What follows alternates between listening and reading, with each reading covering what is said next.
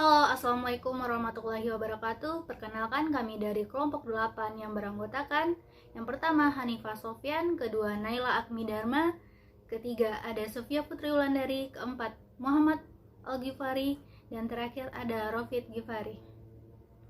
Kami akan mempresentasikan materi Political Analysis for Business, Kondisi dan Perubahan Politik Indonesia. Materi pertama yang akan dibacakan oleh Rofid Ghifari. Kepada Rofid Ghifari disilahkan. Ilmu ekonomi politik, yang mana ilmu ekonomi politik ini muncul pada abad ke-18 di Inggris, yaitu pemikiran dan analisa kebijakan yang hendak digunakan memajukan kesejahteraan negara Inggris Raya dalam menghadapi negara-negara saingannya seperti Portugis, Spanyol maupun Prancis. Kedekatan dua bidang ilmu tersebut dapat dipahami karena ilmu ekonomi pada awalnya memang ditunjukkan untuk meningkatkan taraf kehidupan masyarakat di suatu negara. Untuk mencapai tujuan tersebut, maka negara mempunyai peran sentral dalam mengatur dan menentukan kehidupan bernegara, termasuk menentukan sistem ekonomi yang dianut negara tersebut. Keputusan yang diambil tentu harus mempertimbangkan faktor-faktor politik yang berkaitan seperti ideologi, sistem pemerintahan, dan tujuan negara. Dan selanjutnya, hubungan antara pelaku bisnis dengan pelaku politik. Perusahaan sebagai organisasi bisnis tidak bisa berjalan sendiri. Perusahaan masih dan akan selalu tergantung kepada banyak pihak. Perusahaan membutuhkan konsumen untuk membeli produknya. Perusahaan membutuhkan pemasok barang. Perusahaan juga membutuhkan peran pemerintah sebagai lembaga yang mempunyai kewenangan dalam membuat peraturan yang berkaitan dengan bisnis. Misalnya, pajak perusahaan yang ditetapkan oleh pemerintah harus mempertimbangkan apa yang akan didapat oleh perusahaan dan juga pemerintah. Dalam hal bisnis ekspor-impor, peraturan-peraturan yang dibuat pemerintah selanjutnya tidak menghambat perusahaan yang melakukan kegiatan ekspor-impor. Di Indonesia sendiri, pebisnis banyak yang berhubungan dengan politikus. Hubungan ini dibentuk untuk mempermudah izin bisnis yang dijalankan. Seperti pebisnis yang menjalankan proyek pemerintah seringkali meminta bantuan politikus dengan imbalan untuk memuluskan izin proyek yang akan dikerjakan. Lobby-lobby politik untuk kepentingan bisnis tidak hanya dilakukan oleh pebisnis lokal, tetapi juga dilakukan oleh pebisnis luar negeri, terutama dalam proyek-proyek pemerintahan. Contohnya adalah pada pemerintahan Presiden Soeharto pernah menunjuk perusahaan Jepang sebagai pemenang tender proyek pembangkit tenaga listrik yang mengalahkan pesaingnya yaitu Amerika Serikat. Namun, berkat lobby Presiden Bill Clinton kepada Soeharto, akhirnya tender diulang dan hasilnya dua pembangkit tenaga listrik dibagi rata, masing-masing satu untuk perusahaan Jepang dan satu untuk perusahaan dari Amerika Serikat. Demikian juga halnya ketika persoalan tentang kontrak PT Freeport yang di mana pemerintah Amerika Serikat melobi pemerintahan Indonesia untuk terus memperpanjang kontrak tersebut, yaitu di PT Freeport Irian Jaya. Para politikus juga membutuhkan peran pebisnis dalam aktivitas yang mereka lakukan. Partai politik membutuhkan dana untuk menjalankan kegiatan partai politik tersebut. Kebutuhan dana yang besar tidak dapat hanya ditopang oleh donatur dari internal partai, apalagi untuk menghadapi pileg ataupun pilpres. Dalam hal ini, sumbangan dari pihak luar sangat dibutuhkan dan biasanya yang mampu menyumbangkan adalah para pebisnis yang kaya. Hal tersebut diperbolehkan dan sudah diatur dalam undang-undang. Sumbangan dari para pebisnis ini tentu mengharapkan feedback, yaitu agar calon yang mereka dukung menang dan nantinya dapat menolong atau membantu bisnis mereka. Tentang pebisnis yang politikus. Setelah memperoleh kesuksesan dalam karir bisnisnya, sebagian pebisnis mulai mencoba masuk ke arena politik. Hal ini bersifat universal dalam arti terjadi di banyak negara di dunia ini. Sejarahnya, pebisnis yang kemudian terjun ke politik di Indonesia dimulai pada era kepemimpinan mantan Presiden Soeharto dengan Golkar sebagai organisasi politiknya. Kemapanan Golkar membuat pebisnis tergoda dan tertarik menjadi anggota Golkar dan kemudian menjadi politikus sekaligus tokoh Golkar di mana aktivitas bisnisnya tetap berjalan. Secara garis besar dapat dikemukakan alasan pebisnis kemudian memilih arena politik yang pertama, yaitu pebisnis sukses memang memiliki kekayaan namun tidak memiliki power atau kekuasaan dalam negara. Dengan menjadi pejabat negara, dua hal sekaligus dimiliki, yaitu memiliki kekayaan dan kekuasaan. Yang kedua yaitu bisnisnya mulai menurun sehingga mencoba full time di bidang politik sebagai karir berikutnya. Ada dua tipe pebisnis yang terjun ke politik dan kemudian mencoba karir politik yang bagus sehingga mampu menduduki jabatan wapres, menteri, ketua lembaga tinggi negara, ketua partai politik, gubernur, dan bupati. Yang pertama yaitu pebisnis yang terjun ke arena politik sejak muda sehingga politik dan bisnis dilakukan secara bersamaan dan kemudian karir politiknya yang lebih dominan. Yang kedua yaitu pebisnis yang terjun ke politik untuk ikut pilkada tingkat provinsi dan kabupaten atau kota. Berikut ini ada beberapa profil seseorang yang terjun ke dunia politik sehingga mendapat julukan politikus pebisnis. Yang pertama yaitu Henry Ross Perot. Henry Ross Perot lahir pada tanggal 27 Juni 1930 di Texas sana, Texas. Dia adalah seorang pebisnis Amerika Serikat asal Texas, kota kelahirannya. Karir bisnisnya dimulai ketika ia mendirikan Electronic Data System pada tahun 1962. Kemudian ia menjual IDS kepada General Motors pada tahun 1984 dan mendirikan Perot System tahun 1988. Kekayaannya ditaksir sebesar 5 miliar US dollar pada tahun 2008 menurut majalah Forbes dan menempatkannya sebagai orang terkaya nomor 72 di Amerika Serikat. Namun karir politiknya, Ross Perot mengikuti pemilihan Presiden Amerika Serikat pada tahun 1992 sebagai calon independen. Meskipun sebenarnya Perot cukup populer dan dia mampu meraih 18,9% popular vote, namun sayangnya Perot tidak mendapat electoral vote satupun karena Perot tidak mampu memenangi pemilihan di satu negara bagian yang menggunakan sistem the winner takes all. Pada tahun 1996, Perot mendirikan partai politik Reform Party yang rencananya akan digunakan sebagai kendaraan politiknya pada Pilpres Amerika Serikat tahun 1996. Namun kenyataannya, Perot kembali menjadi calon independen dan suaranya diperoleh pada Pilpres jadi turun menjadi 8%. Yang kedua yaitu Thaksin Shinawatra. Thaksin Shinawatra lahir pada tanggal 26 Juli 1949 di Chiang Mai. Sebetulnya, karir pertama Thaksin adalah menjadi seorang perwira polisi. Pangkat terakhirnya adalah letnan kolonel polisi ketika pensiun dini tahun 1987. Dia sudah berbisnis sejak menjadi polisi dengan bisnis bioskop, pembangunan apartemen, dan toko sutra. Pada tahun 1986, ia memulai karir bisnisnya dengan mendirikan Advance Info Service yang memulai usahanya sebagai perusahaan rental komputer.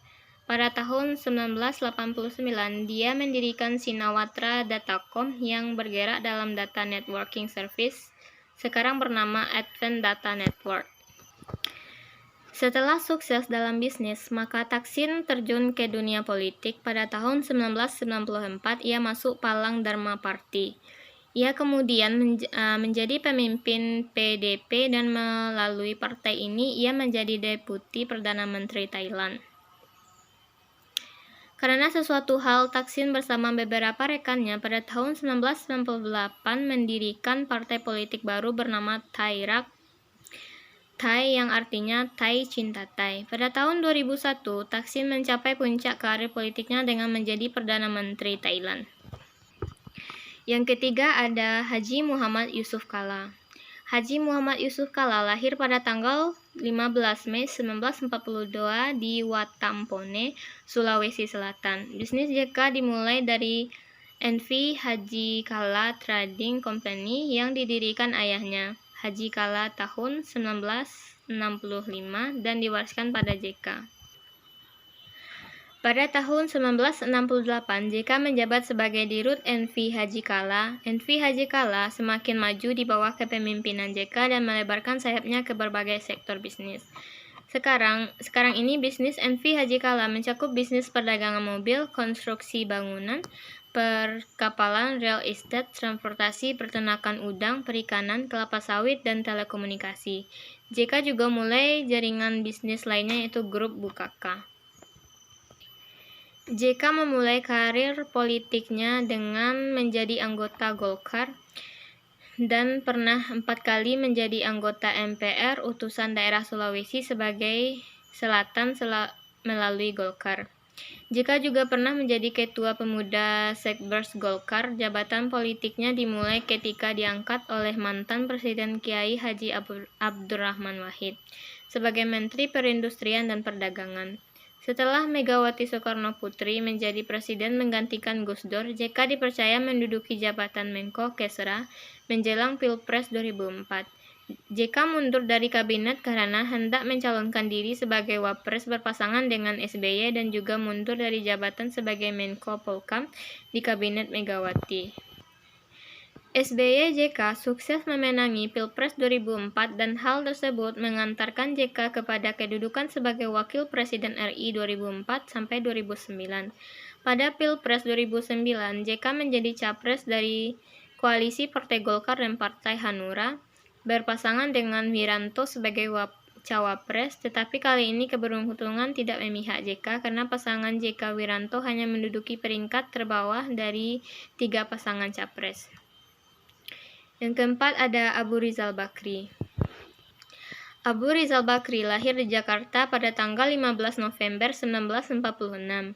Bisnis Ikal. Panggilan Abu Rizal Bakri dimulai dengan bisnis yang dirintis oleh ayahnya Ahmad Bakri dengan nama PT Bakri dan Brother. Jabatan Ikal di Bakri dan Brother adalah antara lain Direktur Utama PT Bakri Nusantara Corporation tahun 1989 sampai 1992, Dirut PT Bakri dan Brother 1988 sampai 1992, dan Komisaris Utama Kelompok Usaha Bakri tahun 1999 sampai 2004. Ikal juga pernah menjadi Ketua Umum Kadin atau Kamar Dagang dan Industri Indonesia untuk 2 periode, pertama tahun 1994 sampai 1999, yang kedua tahun 1999 sampai 2004, juga pernah menjadi Ketua Umum HIPMI atau Himpunan Pengusaha Muda Indonesia tahun 1977 sampai 1979. Masih banyak lagi jabatan yang pernah dipegang Ikal yang berkaitan dengan bisnis. Dalam bidang politik, sudah sejak lama Ikal bergabung dengan Golkar. Ikal pernah menjadi anggota MPR periode 1993 sampai 1998. Karir politiknya melejit ketika diangkat menjadi Menko Perekonomian Kabinet Indonesia Bersatu yang dibentuk Presiden SBY pada tahun 2004. Tahun 2005, Ikal dirotasi menjadi Menko Kesra, sedangkan jabatan Menko Perekonomian dijabat oleh Budiono. Banyak orang mengatakan masa pengusaha kaya cocok jadi Menko Kesra, tapi kenyataannya seperti itu dan memang seorang politisi harus siap ditempati dalam bidang yang tidak sejalan dengan bidang yang digelutinya sebelum menjadi pejabat. Selanjutnya yang kelima ada Sutrisno Bakir. Sutrisno Bakir lahir di Pekalongan, Jawa Tengah 10 April 1957. Sutrisno Bakir pernah ditonjolkan karena tidak seperti pebisnis lainnya yang kebanyakan memilih Golkar sebagai tempat berkiprah sebagai politikus. SB memilih PAN, Partai Amanat Nasional. SB memulai bisnisnya dengan grup IKA Muda bersama abangnya Kamaluddin Bakir. Grup IKA Muda bergerak di berbagai bidang bisnis seperti properti, budidaya udang, ekspor-impor, peternakan, dan media massa. Kemudian SB mengembangkan bisnis sendiri dengan mendirikan grup Sabira, induk berbagai perusahaan yang bergerak di bidang keuangan, perdagangan, konstruksi, properti, pelabuhan, dan agribisnis. Pada tahun 2005, SB terpilih menggantikan pendiri PAN Amin Rais sebagai Ketua Umum DPP PAN untuk periode kepengurusan 2005 sampai 2010. Karir politiknya bisa dikatakan melejit cepat karena dalam tempo singkat sudah dipercaya memimpin PAN. Kalau saja pada saat kampanye Pilpres 2009 yang lalu SB mulus mendukung SBY dan tidak balelo, mungkin saja satu jatah menteri untuk kader PAN sebagai mitra koalisi Partai Demokrat jatuh ke pelukan SB. Selanjutnya yaitu penutup dari materi yang telah dijelaskan. Dalam prakteknya, suatu disiplin ilmu tidak bisa berdiri sendiri melainkan harus terkait dengan disiplin ilmu lainnya. Ilmu politik juga terkait dengan banyak disiplin ilmu lainnya seperti sosiologi, ilmu hukum, filsafat, ilmu ekonomi, ilmu bisnis, dan lain sebagainya.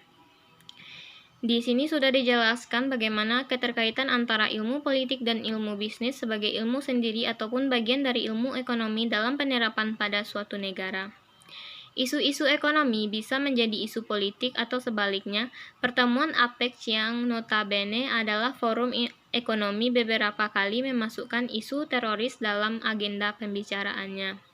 Dalam kampanye calon presiden, isu ekonomi dianggap menjadi isu yang paling penting dalam kampanye politik karena rakyat mengharapkan pemimpin yang mampu meningkatkan taraf kehidupan masyarakat. Seorang politikus PDIP sebelum Pilpres mengatakan bahwa sulit bagi pesaing SBY untuk mengalahkannya karena kebijakan ekonomi SBY langsung dirasakan rakyat seperti bantuan langsung tunai, penurunan harga BBM, sekolah gratis, dan kredit usaha mandiri.